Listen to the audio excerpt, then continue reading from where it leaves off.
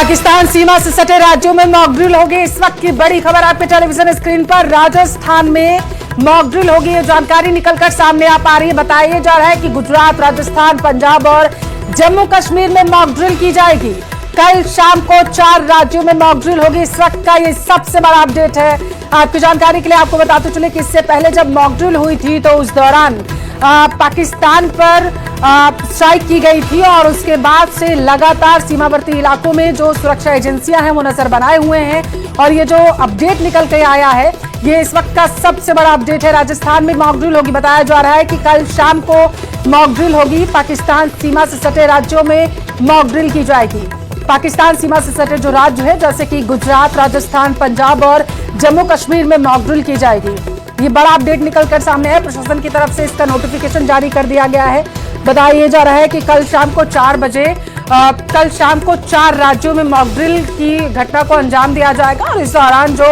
आम नागरिक है उनसे सहयोग करने की अपील भी की जा रही है। देखिए, पिछली बार जब मॉक ड्रिल हुई थी सीमा से सटे राज्यों में तो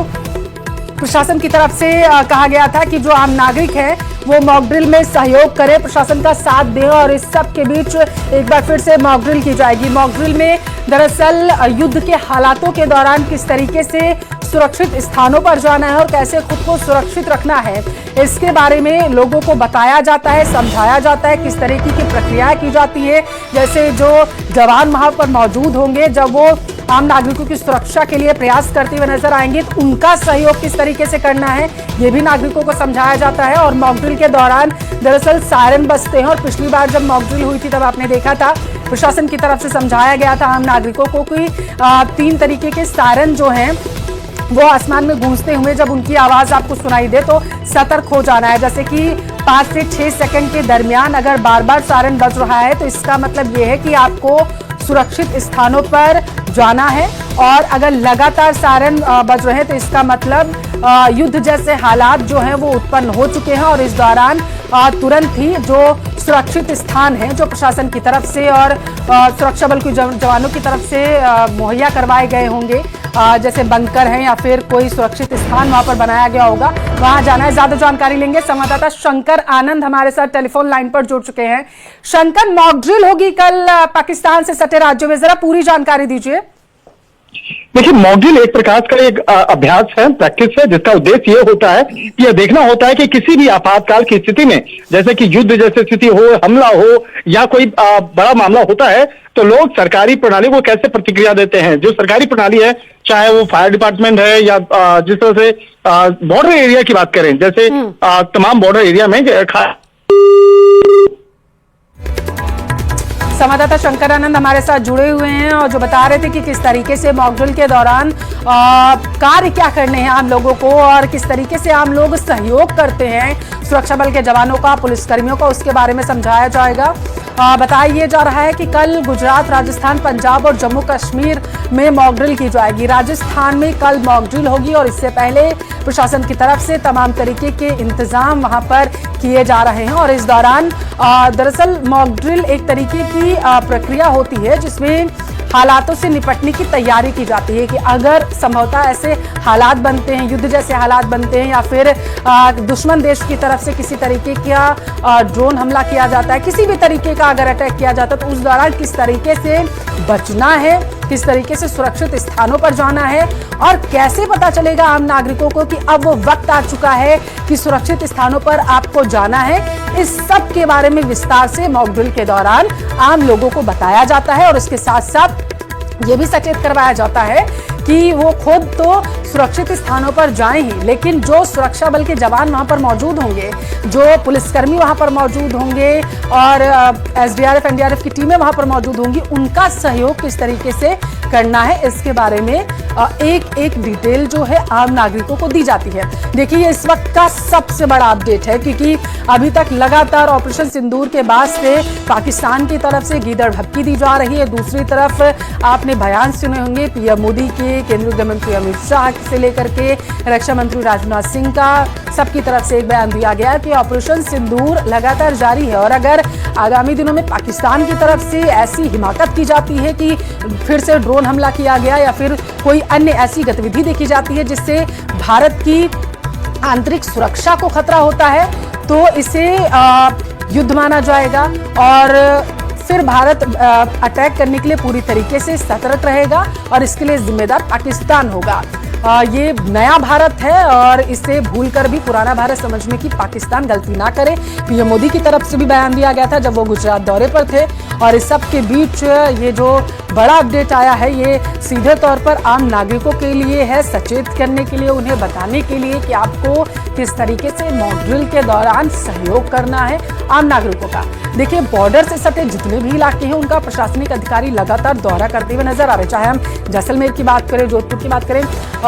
श्रीगंगानगर में लगातार जो प्रशासनिक अधिकारी हैं वो बॉर्डर इलाकों का निरीक्षण भी कर रहे हैं और लगातार जो आम नागरिक है उनसे मुलाकात करते हुए भी नजर आ रहे हैं। किस तरीके से उन्हें ऑपरेशन सिंदूर के बाद से खास करके बात करें, जिस तरीके से पाकिस्तान की तरफ से लगातार ड्रोन हमले किए जा रहे थे तो उसके बाद से हालात क्या अभी तक रहे हैं इसके बारे में लगातार प्रशासनिक अधिकारी नजर बनाए हुए हैं। और अब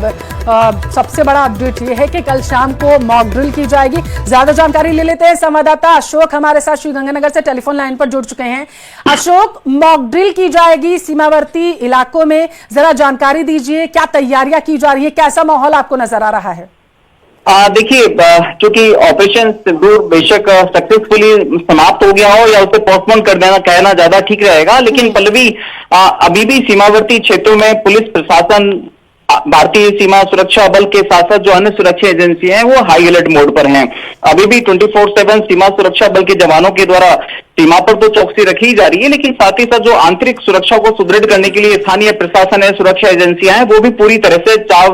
चौकस और चौकन्नी बनी हुई है। हालांकि जैसे कि ऑपरेशन सिंदूर के दौरान जो परिस्थितियां बनी, जिला प्रशासन के द्वारा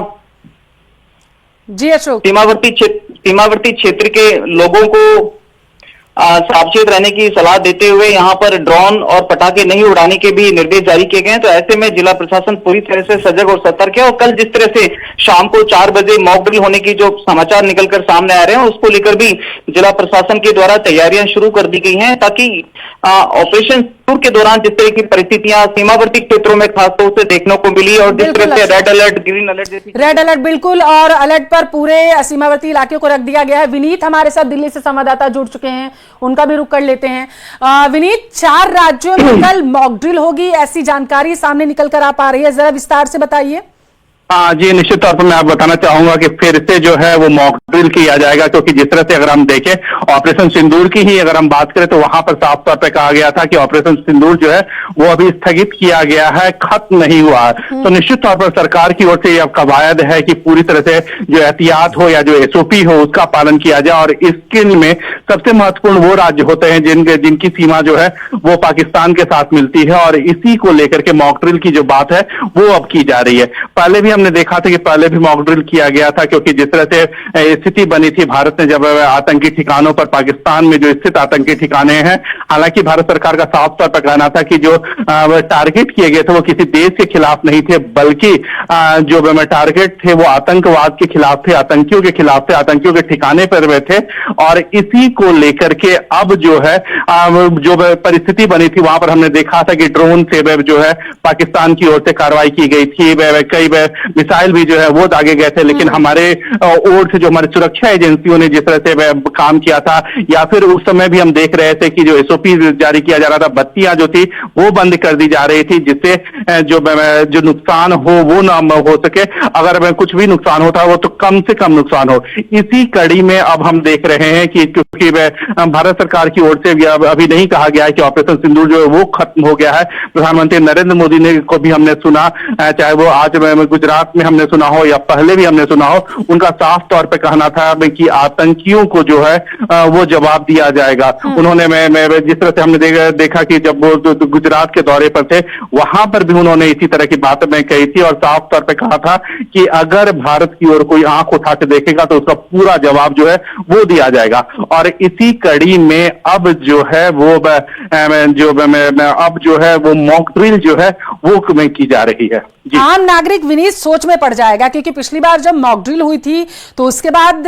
ऑपरेशन सिंदूर हुआ और पाकिस्तान की तरफ से लगातार जो है ड्रोन हमले किए गए थे, मिसाइलें दागी गई थी, और ऐसे में एक बार फिर से मॉक ड्रिल, इसको आम नागरिक किस तरीके से देखे, जरा बताइए। जी निश्चित तौर पर अब आम नागरिक को अब अगर हम देखें तो भारत सरकार की एक सुरक्षात्मक कार्रवाई के तौर पर हमें देखनी चाहिए। इससे घबराने की जरूरत नहीं है, बल्कि इससे हमें सीखने की जरूरत है। एक बड़ी बात यहाँ पर मैं आपको बताना चाहूंगा कि प्रधानमंत्री नरेंद्र मोदी हो या भारत सरकार हो, साफ तौर पर कहा गया है कि न्यू एज में अब हम रह रहे हैं, नए जमाने में हम रह रहे हैं, जहां पर जो वॉर में की बात होती है या फिर जिस तरह से की परिस्थिति जो है कुछ दिन पहले बनी थी, वहां पर कुछ गाइडलाइंस हैं जो महत्वपूर्ण हो जाता है, जो सीमावर्ती राज्य हैं उनके लिए काफी महत्वपूर्ण हो जाता है। तो जो गाइडलाइंस हैं उनका फॉलो करना ये काफी महत्वपूर्ण है। इसके साथ ही साथ यह भी महत्वपूर्ण में है कि जो अगर इस तरह की विषम परिस्थिति पैदा होती है तो उस समय किस तरह की एसओपी किया जाए जिससे जो है वो नुकसान में कम से कम हो, न के बराबर नुकसान हो। तो इसे इस तरह पर समझना चाहिए, डिफेंसिव प्रिपरेशन के तौर पर समझना चाहिए। सरकार जो है वो लोगों को प्रिपेयर्ड कर रही है, न कि इससे डरने की जरूरत है, न कि इससे डरना भी नहीं चाहिए। तो गाइडलाइन क्या जारी की गई? क्योंकि पिछली बार हिदायत दी गई थी लोगों को कि अगर किसी के पास ड्रोन है तो उन्हें तुरंत जमा करवा दिया जाएगा और जो गाइडलाइन जारी की जा रही है उनका पालन किया जाए। इस बार क्या सलाह दी गई है? जी मैं निश्चित तौर पर मैं आपको बताना चाहूंगा कि जो सलाह दी गई है कि ड्रोन जो है वो जमा करवा दिया जाए। अगर आपात स्थिति होती है, कहीं हमले की स्थिति है, तो सुरक्षित जगह पर जो है वो छुप जाए, बत्तियां जो है वो बंद कर ली जाए। इस तरह की जो गाइडलाइन है वो आई हुई है। इसके साथ ही साथ मैं आपको बताना चाहूंगा कि जो आपात स्थिति होती है, आपात स्थिति के लिए तैयार भी जो है वो रहना काफी महत्वपूर्ण हो जाता है, क्योंकि सीमावर्ती पे जो राज्य हैं वहां पर